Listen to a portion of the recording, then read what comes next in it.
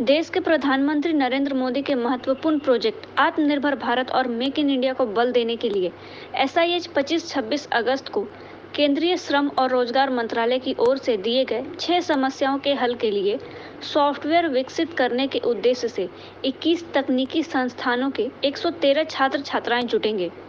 इसके तहत धनबाद के IIT ISM को स्मार्ट इंडिया हैकाथन के लिए देश के 75 नोडल केंद्रों में से एक केंद्र के तौर पर चयन किया गया है। शिक्षा मंत्रालय के इनोवेशन सेल की एक राष्ट्रव्यापी पहल है। यह समस्याओं के समाधान के लिए एक मंच प्रदान करता है। यह जानकारी IIT ISM में मंगलवार की शाम एक प्रेस वार्ता में दी गई।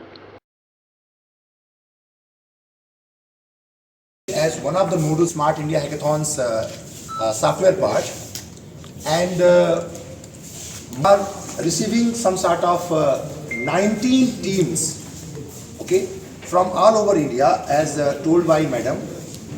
Each team is having 6 student parts that at least one female member is there in each team.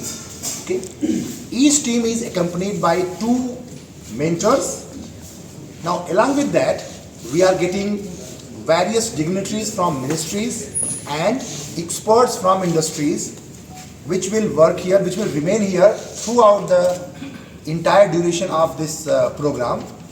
Okay, and they will continuously work in close collaboration with our team as well as with the participants, and they will judge their progress when they will start working on August 25 at 9:33.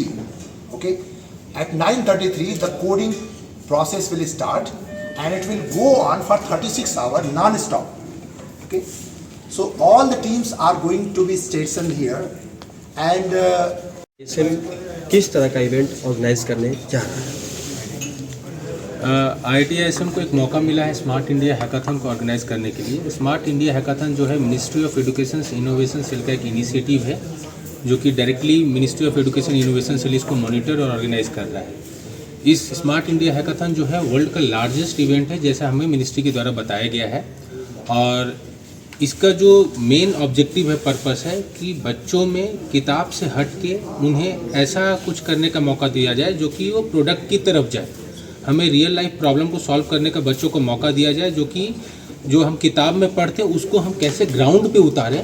Smart India hackathon का सबसे बड़ा objective यही है कि बच्चों में inculcate करना innovative ideas को। एक चीज़ और सर, कितने बच्चे इसमें पार्टिसिपेट कर रहे हैं, कितने स्टूडेंट पार्टिसिपेट कर रहे हैं और कहाँ से?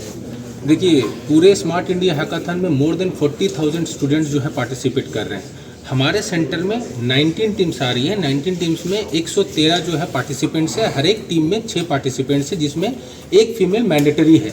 तो जिसमें हमारे सेंटर में 69 मेल पार्टिसिपेंट्स आ रहे हैं, 44 जो आ रहे हैं फीमेल पार्टिसिपेंट्स आ रहे हैं, जिसमें 22 मेंटर्स हैं, जिसमें आपके पास 17 मेल मेंटर्स हैं और 5 फीमेल मेंटर्स हैं। कौन कौन सी समस्याएं उन्हें दी गई है जिसको उनको सॉल्व करना है? देखिए, जो समस्या दिया गया उनको ministry of labour and employment का दिया गया। इसमें 6 समस्या दिया गया है उनको, जैसे मशीन रिड्रेसल सिस्टम, कि मशीन में अगर कोई प्रॉब्लम है तो how can human intervention can be put into that, और उससे हम कैसे बाहर निकल सकते हैं। GPS tracking location of machines अगर कहीं पे हैं अंडर, बिकॉज ये ministry of labour and employment का, ministry of labour and employment के अंदर हमारा DGMS आता है, तो उनका जो है सेफ्टी पर्पस को लेके बहुत ज़्यादा जो प्रॉब्लम जो भी रिलेटेड है वो सेफ्टी से रिलेटेड सिस्टम्स है, और मशीन की सेफ्टी से रिलेटेड है, ह्यूमन की सेफ्टी से रिलेटेड प्रॉब्लम्स है। ये जो कार्यक्रम संपन्न होगा वो कुल कितने समय का होगा, इसमें क्या क्या सुविधाएं पार्टिसिपेट के लिए रही है, और इससे भविष्य में किस तरह का फ़ायदा होगा? देखिए, ये जो इवेंट है हमारे यहाँ पार्टिसिपेंट्स आना स्टार्ट हो गए हैं। इवेंट का पूरा गाइडलाइंस जो हमें मिनिस्ट्री की तरफ से मिला है, जो उनकी तरफ से क्लियर कट गाइडलाइंस है कि 1-1 मिनट का हमें हिसाब रखना है। तो जो स्मार्ट इंडिया हैकाथन है 9:33 पे 25 तारीख को स्टार्ट हो जाएगा, जो कि कंटिन्यू होगा 6 बजे तक 26 तारीख को।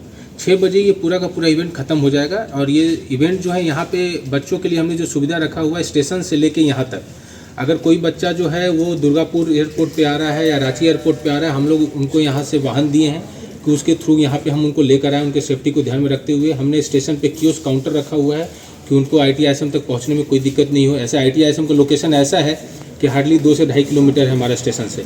हमने यहाँ पे बच्चों के लिए जैस्पर हॉस्टल में बहुत ही अच्छा अरेंजमेंट करके रखा हुआ है उनको, और बच्चियों के लिए हमने रोजलिन हॉस्टल में अरेंजमेंट करके रखा हुआ है, और जो भी मेंटर्स मिनिस्ट्री के डिग्निटरीज आ रहे हैं उन सब के लिए हमने एग्जीक्यूटिव डेवलपमेंट सेंटर में अरेंजमेंट करके रखा हुआ है। सरकार का उद्देश्य क्या है सर इस तरह से? सर से पूछ लेते हैं। हाँ ठीक है।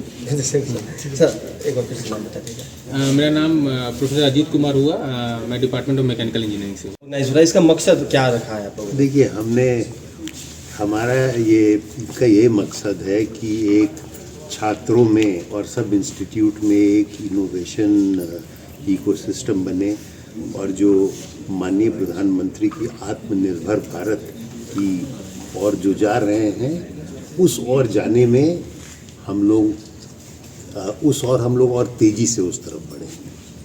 अच्छा सर, ये जो बच्चे आ रहे हैं सभी IITian हैं या फिर दूसरे इंजीनियरिंग? नहीं, दूसरे इंजीनियरिंग कॉलेजेस से भी है। जैसे कहा कि कई तो रिमोट तमिलनाडु को रिमोट प्लेसेस से भी, तो ये एक नेशनल इंटीग्रेशन की तरफ भी एक कदम है, क्योंकि साउथ के बच्चे, जैसे मैंने कहा कि हमारा जो सबसे बड़ा टेक अवे है कि दूसरे स्टूडेंट्स को पता चलेगा धनबाद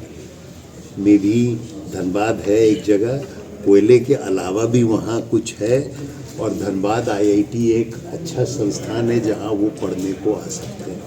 ठीक है, थैंक यू सर।